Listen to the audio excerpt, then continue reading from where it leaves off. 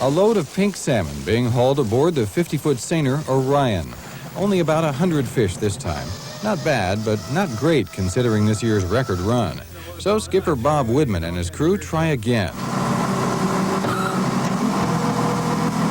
Skiffman Jim McFall runs one end of the net towards shore, stretching a huge underwater barrier between the skiff and Orion.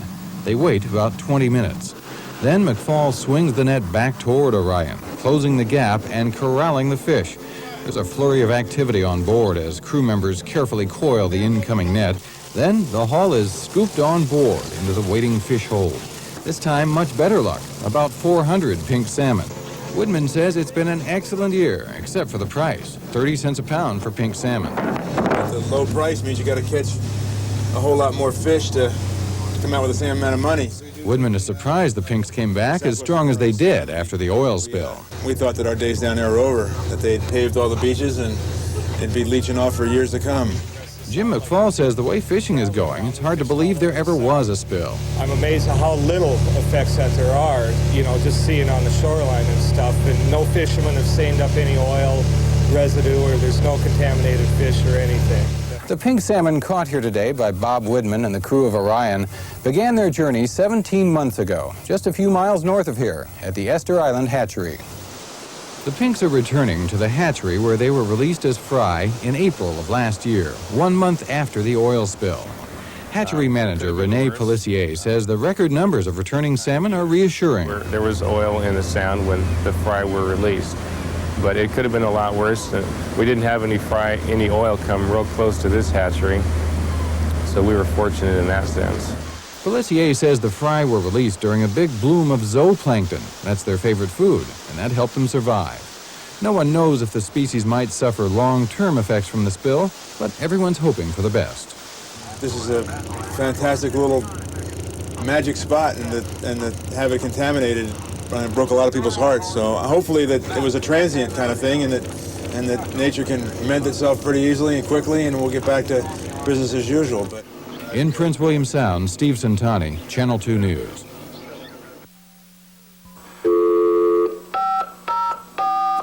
Mike Gurnett's day starts with a phone call. Can you give me a moose list for this morning, over? 206. A dispatcher tells him at what mile of track the kills have come throughout the night. This is a team of 2 Mikes. Mike Perriam sharpens knives until he can shave his arm with one. Before this day is over, he will have sharpened his knives 3 times. First thing you do is look out, see if it's snowing. Man, especially this year, you think, oh God, more snow. How many is it going to be today? You can't think about it, and when you're looking at the moose, you're gutting them out. You got to look past that. He's on the west side, 1 car. That'll do, Mike. The Moose Crew's first stop, mile 188. A young bull struck last night by a freight engine. At mile 191, their second find has had to wait. There's good and there's bad in that, because this guy's still alive. That means that he'll be salvaged. Throughout the morning, they gather up a total of 13 moose from the rail bed, bulls, calves, and cows. The moose are the victims of heavy snowfall. They choose to walk the clear tracks instead of fighting the snowdrifts. By midday, all the moose must be butchered in the field to keep them from spoiling. Not surprisingly, it is the toughest part of this salvage effort, physically and emotionally. We're not a psychologist or nothing, but when you see death every day, it kind of wears on you, and you just kind of ask yourself, God, how much longer can it go? And 9 hours after they left, the Moose Crew is welcomed back to its Willow Station. For Alaskans on the moose kill list, it has been a good year. All gutted out. Yeah, it's super. I think it's fantastic. Easier than hunting. These pictures may make many Alaskans angry, but it is here where the best of a bad situation can be seen. The railroad has tried to solve this problem without success, and with no solution in the near future, this killing will continue. In Willow, Todd Pottinger, Channel 2 News. Why should I work and put all this money into my vehicle, my truck, my fuel bills, tire bills, and everything, and then not get none back out of it? We're just desperate. Charlotte Emerson says her trucking company is owed $630,000 by Baugh Construction. I've been in business here 20 years. I have never been treated like this. The truckers say the state has already paid Baugh Construction for the contract, but Baugh hasn't passed the money on to the truckers. In the middle of the protest, Charlotte Emerson finds out she could lose her contract if she stops work. But independent trucker Steve Cook isn't about to compromise. I'm not working for him anymore. And he's going to have to move my truck with a cat to get it out of here.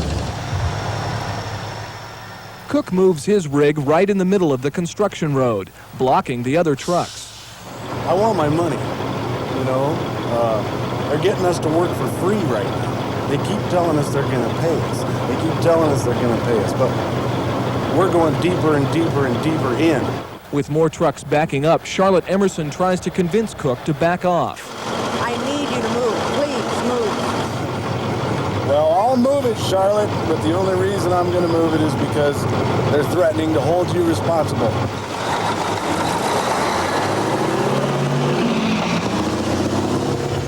And so with the end of Steve Cook's protest, the trucks are running again out here at the Highland Bridge project. But these truckers still have no assurance they're going to get paid by Baugh Construction. And Baugh says it won't pay until the truckers sign a form guaranteeing they won't overcharge or double charge for the work already done. Meantime, the truckers say they won't sign the form until they get paid. And they'll be back protesting next Monday at the Highland Bridge project. In Eagle River, Todd Pottinger, Channel 2 News.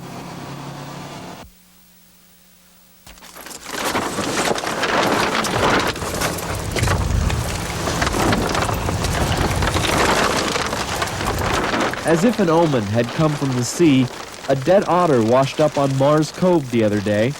Just like the slap in the face, you know, it's the reason we're here, you know, to try to prevent things like this. They're also here to clean up oil, 2 weeks after Exxon crews left the Homer area, and they're doing it for free.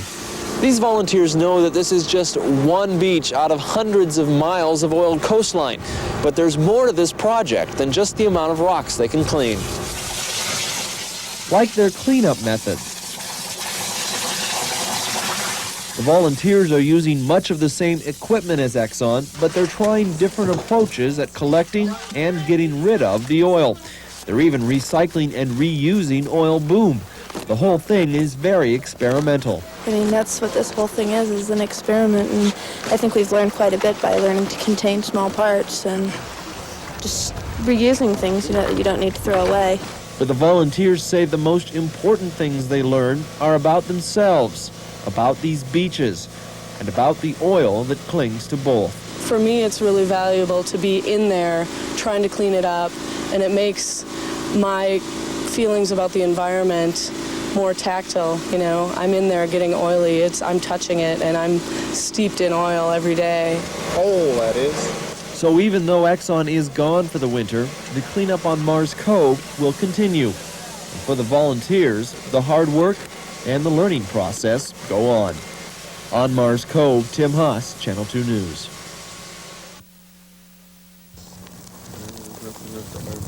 On the outskirts of Delta Junction, thousands of grasshoppers have made a home in Scott Miller's barley field. It is a crop first stunted by a severe drought, then devastated by hungry hoppers that thrive in the dry weather. There are all these stalks that have just been chewed right off, and you know, there's a little teeny head left. Little teeth marks there where they've been just chewing on it, eating on it all summer. An estimated 300 square miles around Delta Junction are infested with the chewing insects. Miller is just one of about 60 hay and barley growers that will likely lose more than half their crops. Normally, the barley in this field would be waist high and so thick you probably couldn't see the ground. In a good year, a farmer could expect to double his investment in a field like this. This year, it's hardly worth harvesting. We'll come through and hit the places that there's a good enough crop to harvest, but a lot of this, it just won't be worth the time and the fuel it takes to run the combine through it. Like most farmers in Delta, Miller grows grain and hay to feed his cattle and pigs. He plans to use grain left over from last year to keep his animals alive through the winter. Some of his farming neighbors don't have that option. It's real grim. Without the crops, there is a possibility that some of the farmers that are currently farming may not be here next year. For the first time, Delta Junction is asking the federal government to declare this farm season a disaster and to help farmers find ways to feed their stock. Meantime, the soil is filled with tiny holes that hold the next grasshopper generation. If the weather is hot and dry when the eggs hatch 2 summers from now, the insects are expected to be back in even bigger numbers. It is a frightening prediction for farmers like Scott Miller, who know no other way of life. In Delta Junction, Annette Hamilton, Channel 2 News. The reason we carry these with us, a lot of times like over water and so on, is your aircraft is lost. An emergency locator transmitter. Searchers look for this survival signal to find the lost. In survival school, students must learn how to be found. Hold it down, and if there's fire in it,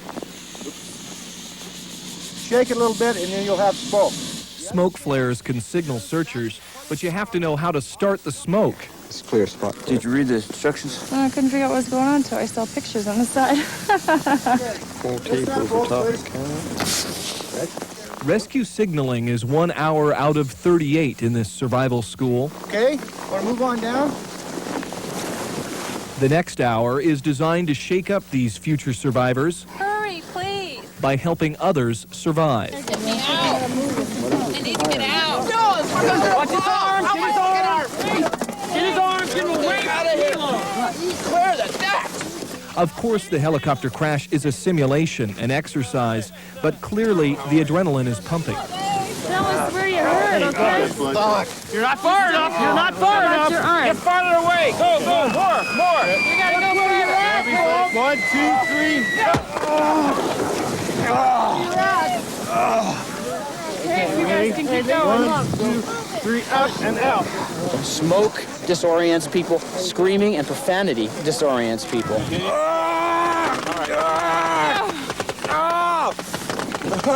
We're trying to prove a theory, and that is sometimes normal emergency medical skills have to be adapted to these kind of situations. On the count of 3. 1, 2, 3.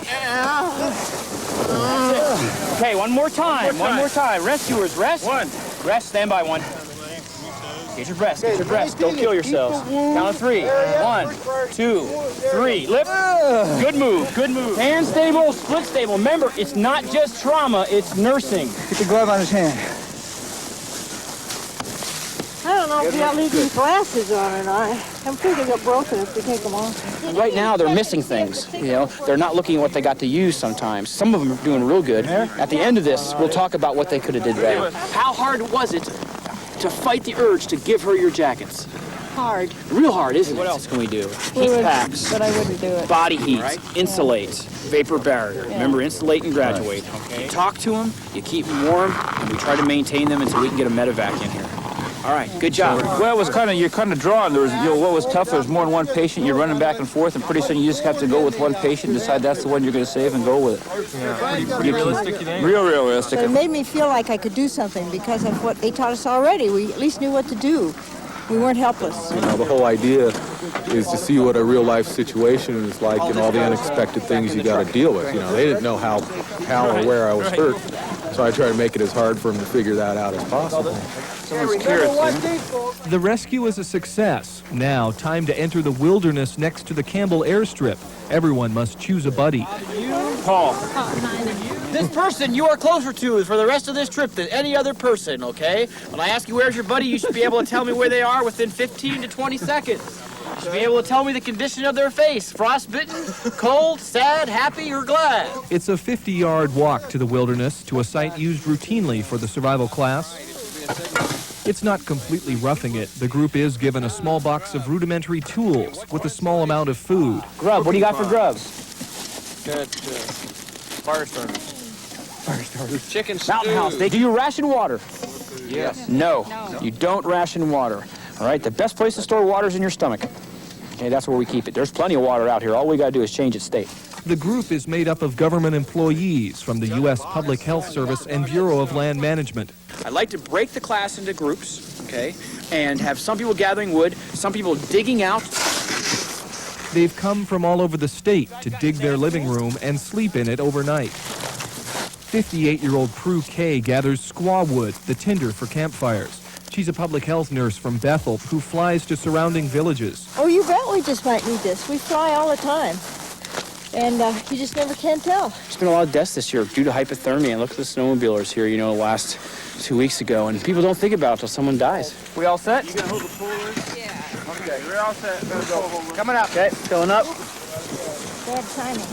You want to give me two and I'll... Okay. I want people to come away with a I can do this idea. That if they bend trees, they cut wood, they stay dry, that they'll be comfortable. You know, I don't want them to come away with the fact that I'm not going outdoors because if I get in trouble, I'll die. I don't want that. You know, I want them to prove the point that they can do it. Near the Campbell Airstrip for Assignment Alaska, Todd Pottinger, Channel 2 News.